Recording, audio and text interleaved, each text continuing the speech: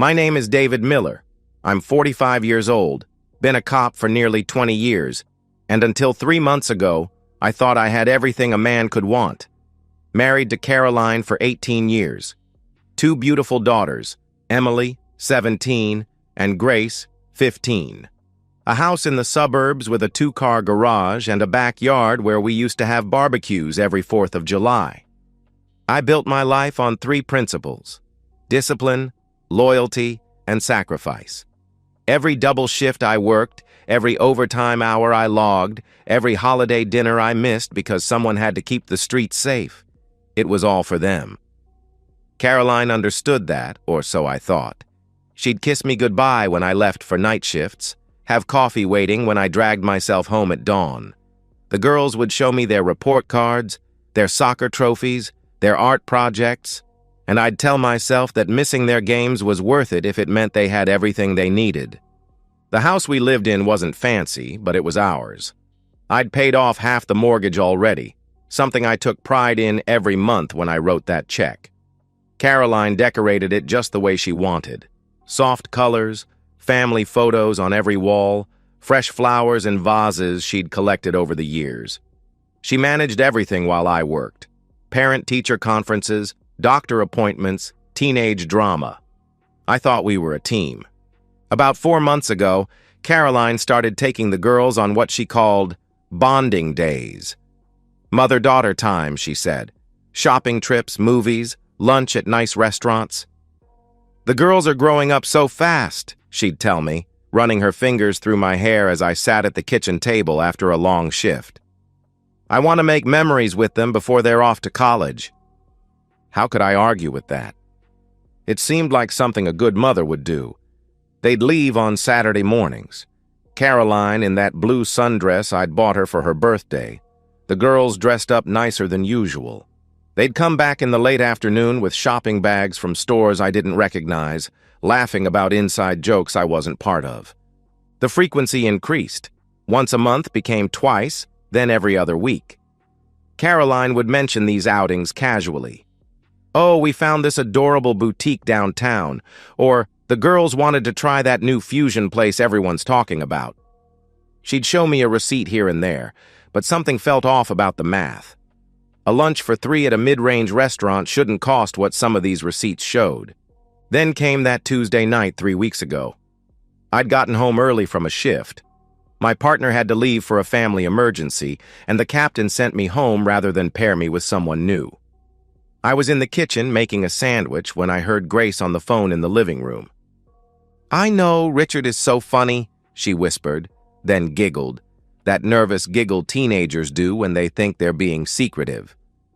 "Mom says we can—" She saw me and froze. Complete statue. The phone still pressed to her ear, her eyes wide like a deer in headlights. "Who's Richard?" I asked, keeping my voice casual. Emily appeared from nowhere, practically sliding into the room. "Oh, that's just someone from school," she intervened quickly. "Right, Grace? From your biology class?" The speed of her intervention, the rehearsed quality of her explanation, I'd interviewed enough suspects to recognize a cover story when I heard one. Grace nodded too quickly, ended her call without saying goodbye, and both girls suddenly remembered urgent homework that required their immediate attention upstairs. That night, I lay next to Caroline, listening to her breathing, and replayed the scene. Not just Grace's fumbled phone call, but Emily's swift damage control. The way they'd fled upstairs like criminals leaving a crime scene. My daughters, my honest, good girls, had just lied to my face with the kind of coordination that doesn't come naturally. It comes from practice. I thought about all those bonding days, the receipts that didn't quite add up, the new energy in the house that I'd attributed to female bonding but now felt like something else entirely. Caroline shifted in her sleep, murmuring something I couldn't make out, and I wondered who she was dreaming about. The next morning, Caroline announced another girls' day planned for the weekend. "There's a craft fair in Riverside," she said, not quite meeting my eyes as she poured coffee. "The girls have been asking to go." I looked at Emily and Grace. They exchanged a glance, quick, but not quick enough. Emily's lips twitched into the beginning of a smile before she caught herself. Grace suddenly became very interested in her cereal. "Sounds fun," I said, and meant it. Because for the first time in 18 years of marriage, my cop instincts were screaming that the three people I trusted most in this world were lying to my face, and I was going to find out why. Chapter 2. The Shadow of Doubt. That week stretched like a rubber band pulled to its breaking point. Every interaction with my family became evidence to catalog, every conversation a potential interrogation. I hated myself for it, for studying Caroline's face when she talked about grocery shopping, for noting how quickly Emily changed the subject when I asked about school, for watching Grace's hands fidget whenever I was in the room. Wednesday night, I checked Caroline's purse while she showered. Among the usual items, lipstick, hand sanitizer, her reading glasses, I found a receipt from Bella's, an upscale restaurant 40 minutes away. The date matched their last shopping trip to the mall. The total showed 4 entrees, 4 drinks, 4 desserts. Not 3, 4. My hands shook as I photographed the receipt and carefully placed it back exactly as I'd found it. In 18 years, I'd never gone through my wife's purse. Now, I was treating her like a suspect, and the evidence was mounting. Thursday, I came home for lunch unexpectedly. Caroline was on the phone in the bedroom, door partially closed. I stood in the hallway listening to my wife laugh, really laugh the way she used to when we first dated. I know, she said into the phone. Saturday can't come fast enough." A pause. "No, he doesn't suspect anything. The girls are perfect. They've gotten so good at this." I backed away silently, made noise coming up the stairs again. When I entered the bedroom, Caroline was off the phone, folding laundry with practiced calm. "Hi, honey," she greeted me, kissing my cheek. "What brings you home?" "Forgot my backup piece," I lied, matching her deception with my own. "You okay?" "You look flushed." "Just did a workout video," she replied, gesturing to the TV that was clearly off, the remote dusty on the dresser. That evening, I did something I swore I'd never do. I logged into our cell phone account and pulled the records. The unknown number appeared like an infection spreading through our family's communication. Caroline had exchanged over 300 texts with it in the past month alone. Calls lasting 30, 40 minutes during my shifts. The number had also been in contact with both Emily and Grace. I cross-referenced the timing. Every single bonding day corresponded with a spike in communication with this number. The morning texts starting around the time they'd leave. Caroline's calls during what should have been shopping or lunch, even late-night texts after I'd gone to bed. But it was the girls' involvement that gutted me. They weren't innocent bystanders, they were active participants. Emily had sent dozens of texts to the number. Grace fewer, but still enough to show complicity. My daughters were helping their mother. What? Have an affair? The word felt like glass in my throat. Friday afternoon, I sat in my patrol car staring at the evidence I'd compiled in my notebook. Times, dates, inconsistencies, lies. The receipt for 4 people, the unknown number, the coordinated deceptions. Any other case, I'd have enough to establish pattern and intent. But this wasn't any other case. This was my family. My partner, Rodriguez, knocked on the window. "You good, Miller? You've been sitting here for 20 minutes. "Yeah," I answered, closing the notebook. "Just thinking." "About that domestic from earlier?" he asked. "Something like that," I replied. That night, dinner was torture. Caroline had made my favorite, pot roast with those little potatoes I loved. The girls chatted about school, about friends, about weekend plans. Normal family dinner conversation. Except now I heard the gaps, the careful omissions, the way they steered around anything that might touch on their real plans for tomorrow. "Dad, you're being quiet," Emily observed, and for a second, I saw concern in her eyes. Real concern, like she actually cared. "Long day," I responded. "That craft fair tomorrow. What time are you heading out?" Caroline and Grace looked to Emily, so subtle most people would miss it. But I didn't miss anything anymore. "Probably around 11, Caroline answered for them. "We want to get there before it gets too crowded." "Riverside's a nice area," I commented, cutting into my roast. "Haven't been out that way in a while." "You should come sometime," Grace offered, then immediately looked like she wanted to take it back. "Maybe I will," I said, and watched all three of them tense. After dinner, I helped Caroline with dishes, something I rarely did, but I needed to be close to her to see if I could find any trace of the woman I married. She hummed while she washed, handed me plates to dry, and for a moment, it was like old times. Then her phone buzzed on the counter. She glanced at it, smiled, and quickly turned it face down. "Who was that?" I asked.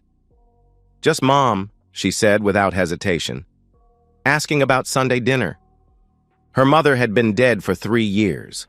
I dried the last plate, kissed her forehead. She stiffened slightly, and went to watch TV. But I wasn't watching. I was deciding. Tomorrow I'd follow them.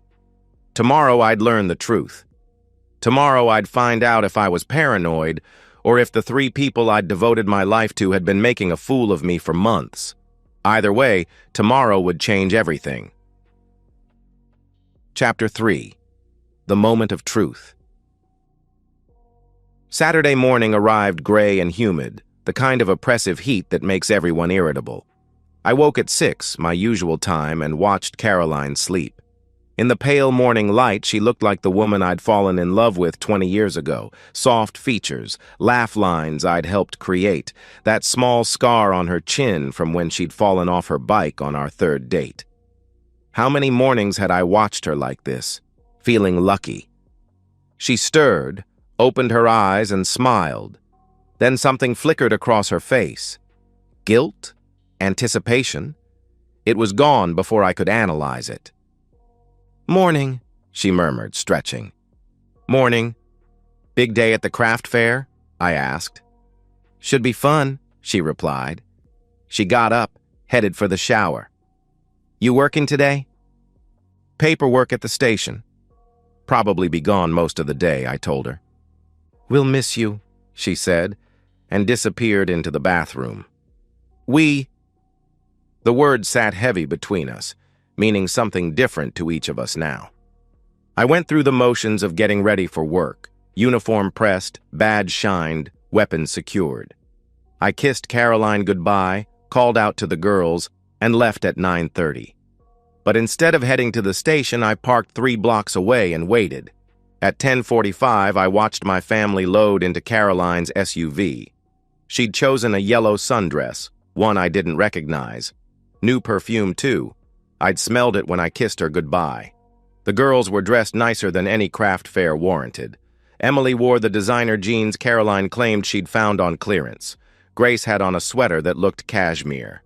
I followed at a distance, my unmarked car invisible in Saturday morning traffic. They took Route 9 toward Riverside, and for a few minutes I allowed myself to hope. Maybe there really was a craft fair. Maybe I'd built this all up in my head, a paranoid cop seeing crimes where there were none. Then Caroline passed the Riverside exit. She continued for another 15 minutes, turning into neighborhoods I recognized from patrol, but had no reason to visit. Suburban streets with larger houses, manicured lawns, the kind of money that whispered instead of shouted. My grip on the steering wheel tightened as she navigated with obvious familiarity. No GPS, no hesitation at turns. When she pulled into the driveway of a 2-story colonial with perfect landscaping, my heart stopped. This wasn't a public place. This was someone's home. I parked down the street behind a contractor's van and watched. Caroline didn't knock. She used a key. My wife had a key to another man's house. The girls followed her inside like they'd done it 100 times before. I sat there for 5 minutes, maybe 10, trying to process what I'd seen. Then I got out and approached the house with the tactical awareness 20 years of police work had given me. The front windows were partially visible from the street. Through sheer curtains, I could see into what looked like a living room. What I saw next broke something inside me that would never heal. Caroline was in his arms, a tall man, early 40s maybe, with the kind of casual wealth that showed in his posture, his clothes, his entire bearing. They kissed like lovers comfortable with each other's bodies, his hands familiar on her waist, her fingers in his hair. My wife, the mother of my children, kissing another man like I didn't exist. But it was my daughters that destroyed me completely. Emily sat on a cream-colored couch, scrolling through her phone like this was normal. Grace was curled up in an armchair with a book, occasionally laughing at something the man said when he and Caroline broke apart. They were comfortable here, relaxed, at home. The man, this stranger who was kissing my wife, walked over and ruffled Grace's hair affectionately. She smiled up at him. Emily showed him something on her phone, and he laughed, that easy laugh of someone who belonged in this picture. Caroline brought him coffee in a mug that suggested this was routine. He knew how he liked his coffee here. He had a favorite mug.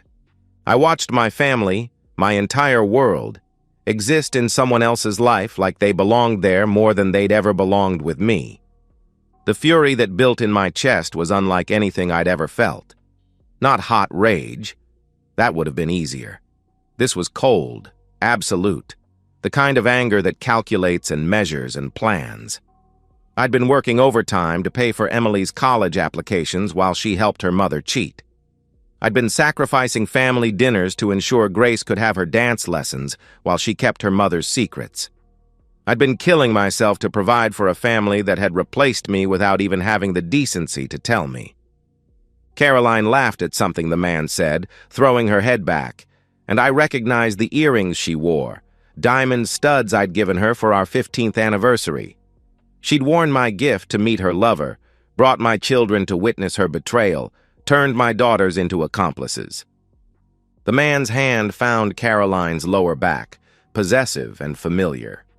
She leaned into him while Emily and Grace chatted like this was any other Saturday, like their father wasn't working to support them, like 18 years of marriage was just something to endure between visits to this house. I stepped back from the window, my decision made. No more watching, no more evidence needed. It was time to end this charade. I walked to the front door with the measured steps of someone approaching a crime scene. Everything felt hyper-real. The weight of my service weapon, the smell of suburban lawns, the sound of a lawnmower in the distance. Normal Saturday sounds in a neighborhood where my life was about to explode. I didn't knock.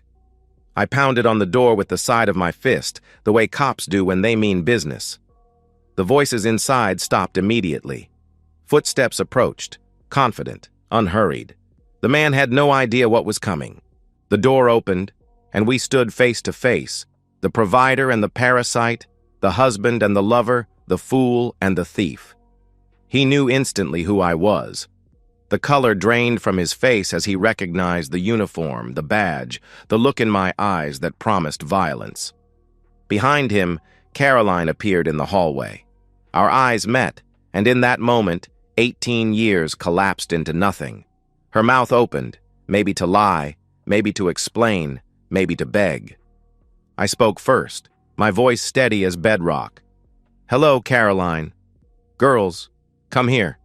Now." Chapter 4. The Reckoning. "David, please let me," Caroline started desperately. 18 years, I cut her off, stepping into the house uninvited. The man, Richard, Caroline called him, backed away, smart. 18 years I've been married to you, and this is what I get.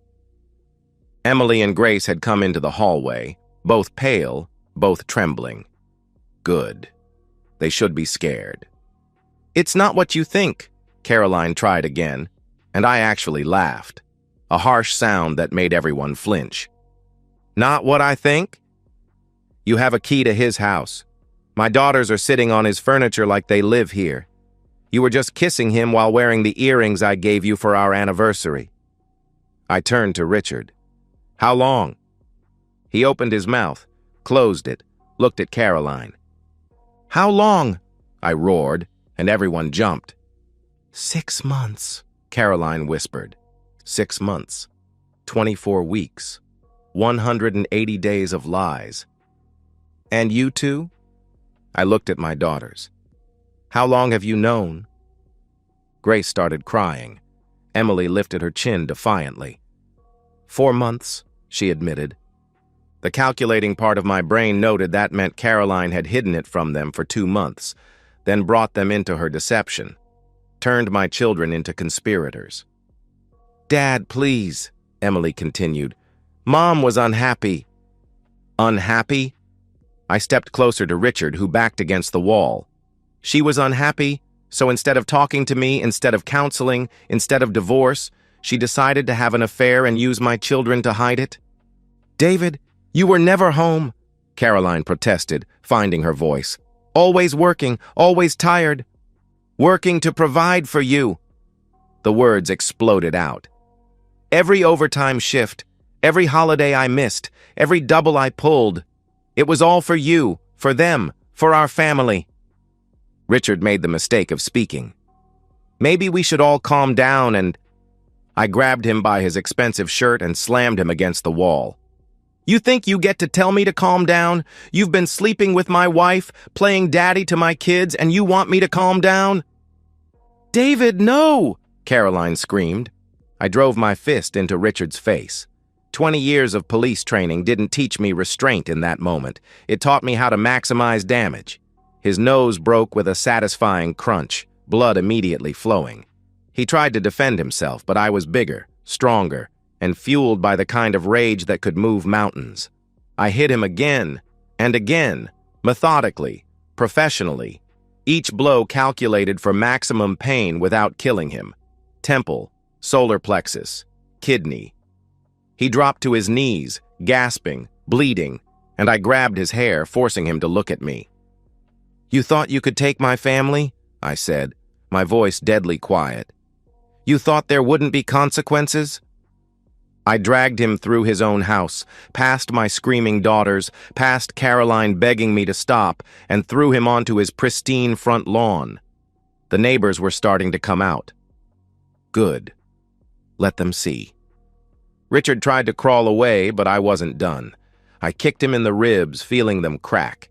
He curled into a ball, whimpering, and I stood over him like an avenging angel. "Stay away from my family," I announced loud enough for everyone to hear.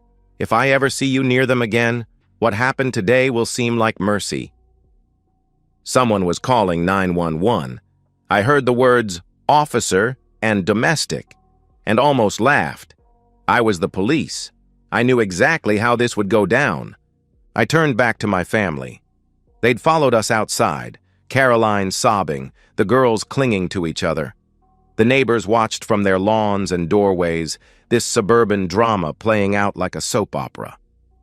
"You," I pointed at Caroline, "are done. The marriage is over. The prenup you signed means you get nothing. The house is mine. The savings are mine. You'll be lucky if I give you enough for a security deposit on an apartment." "Dad, please," Grace sobbed. I turned to my daughters, and something in my face made them step back. "You knew. For 4 months, you knew. Every time I came home from work, every time I asked about your day, every time I told you I loved you, you looked me in the eye and lied." "We didn't want to hurt you," Emily said through her tears. "No, you wanted to protect her," I corrected harshly. "You chose her affair over my sacrifice. You chose him."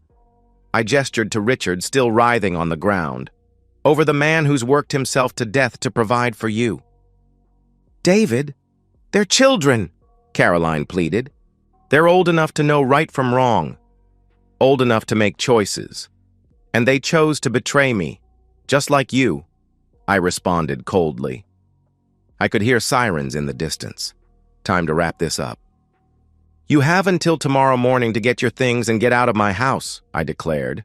Whatever you can't carry leaves with the trash. The locks will be changed by noon." "Where will we go?" Caroline asked desperately. "I don't care. Maybe Richard will take you in." "Oh, wait." I looked at him trying to sit up, his face a mess of blood and bruises. "He doesn't look like he'll be taking anyone in for a while." The police cars were pulling up now. I knew the officers who got out, Martinez and Samuel from my precinct. They looked at me, at Richard, at the scene, and understood immediately. "Miller?" Martinez said carefully. "He was sleeping with my wife," I explained simply. "I found them here with my kids." I reacted. Samuel looked at Richard. "Sir, do you want to press charges?" he asked. Richard looked at me, at my fellow officers, at the reality of his situation. He shook his head. "Smart man," I commented. "Officers, I'll be taking my family home now." "David, we can't just—" Caroline started. "Yes, we can. And we will," I interrupted. I looked at each of them. My lying wife, my treacherous daughters. "Get in the car." Now. They didn't move. "Get in the car!" I shouted. They scrambled to Caroline's SUV. I turned to Martinez. "I'll file my report in the morning," I told him. He nodded. Professional courtesy. The blue wall. Richard would get no justice here, just like I'd gotten no loyalty from my family. I followed them home in my car, watching Caroline's SUV weave slightly, her hands shaking on the wheel, no doubt. Good. Let them feel a fraction of what I felt. At home, I stood in the doorway while they filed past me. "You have until 9 tomorrow morning. Take only what you can carry. Leave your house keys on the kitchen table," I instructed. "Daddy, please," Grace tried one more time. "I'm not your daddy anymore," I said, the words cutting her like a blade. "Your daddy is apparently Richard, or whoever your mother moves on to next." I went to my study and locked the door, listening to them cry and pack and scramble. Caroline tried the door several times, knocking, pleading, but I was done listening to her voice. 18 years of listening had gotten me nothing but betrayal. That night I sat in my chair with my service weapon on the desk, not to use it, but to remind myself that I had power. I had control. I had taken back what was mine, my dignity, my house, my life. By morning, they were gone. Epilogue. Living with the ashes. 3 months have passed since I destroyed my family in that perfect suburban neighborhood. I say destroyed because that's what everyone else calls it. My captain, the department shrink they made me see, the lawyers. But I know the truth. I didn't destroy anything. I simply revealed what was already broken. The house is quiet now. I've removed all the family photos, packed away 18 years of memories in boxes I'll probably never open. The walls are bare, but at least they're honest. No more lies hanging in frames. No more fake smiles frozen in time. Caroline got exactly what the prenup specified, the minimum. $10,000 and her personal belongings. She fought it, of course, hired a lawyer who tried to argue emotional distress, coercion, abandonment. But I had the evidence, the texts, the receipts, the 6-month affair she'd admitted to in front of witnesses. The judge, a man who'd been divorced twice himself, wasn't sympathetic. She and the girls moved into a 2-bedroom apartment on the east side. Emily had to give up her spot at the private school, couldn't afford the tuition anymore. Grace quit her dance lessons. They both got part-time jobs at a mall food court. Caroline found work as a receptionist at a dental office, making in a month what I used to make in a week of overtime. Richard? His face healed, but his life didn't. Turns out his investment firm had a morality clause. The scandal, a bloodied executive beaten by a police officer on his own lawn, cost him his partnership. His wife divorced him and took him for everything the prenup didn't protect. Last I heard, he'd left the state entirely. Good riddance.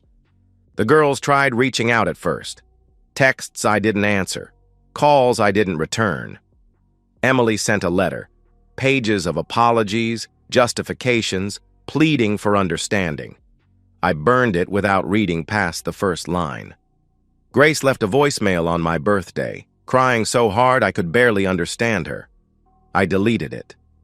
My lawyer handles the mandatory support payments.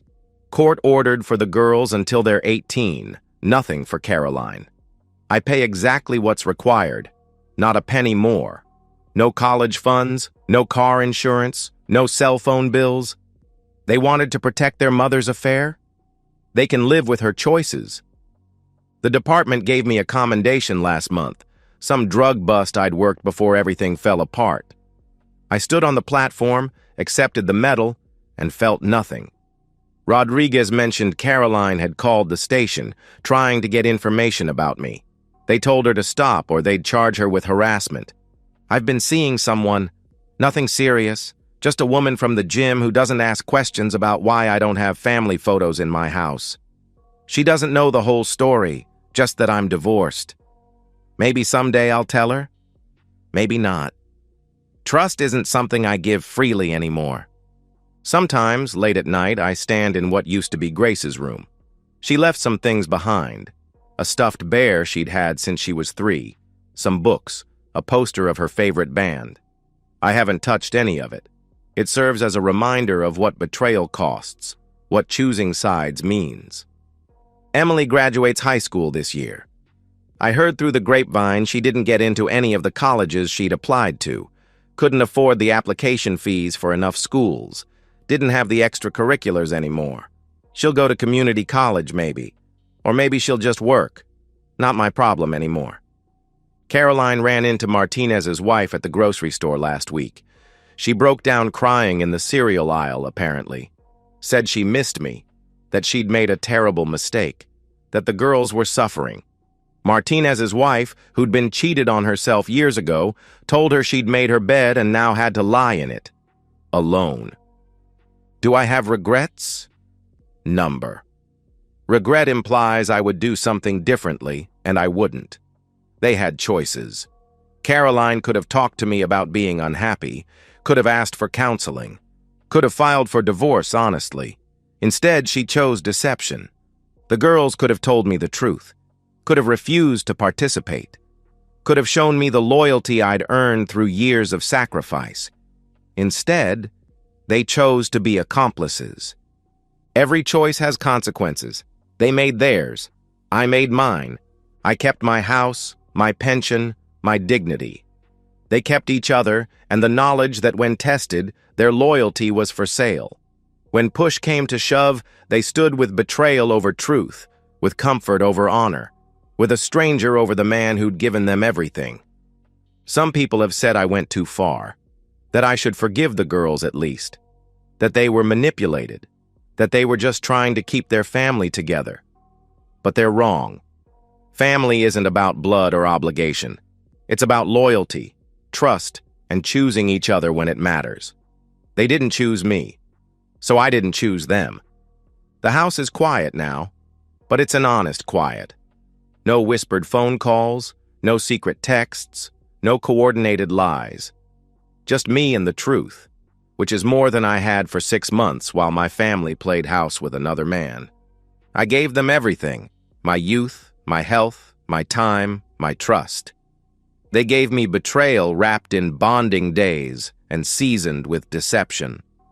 When I caught them, I gave them exactly what they deserved. Nothing. Some might call it harsh. I call it justice. They chose their side when they chose to lie to me, and now they're living with the consequences of that choice. As am I. The difference is, I can live with my choices. I wonder if they can say the same. And so, we've reached the end of today's story. Was it what you expected, or did it take a twist you didn't see coming? I'm curious to hear your thoughts. Share them in the comments below, and let's get a conversation going. If this story kept you hooked, make sure to hit that like button. And if you're new here or just haven't subscribed yet, now's the perfect time to join our community. I bring you fresh, captivating stories every day, so click that subscribe button and turn on notifications so you never miss out. Thanks for watching, and I'll see you in the next one.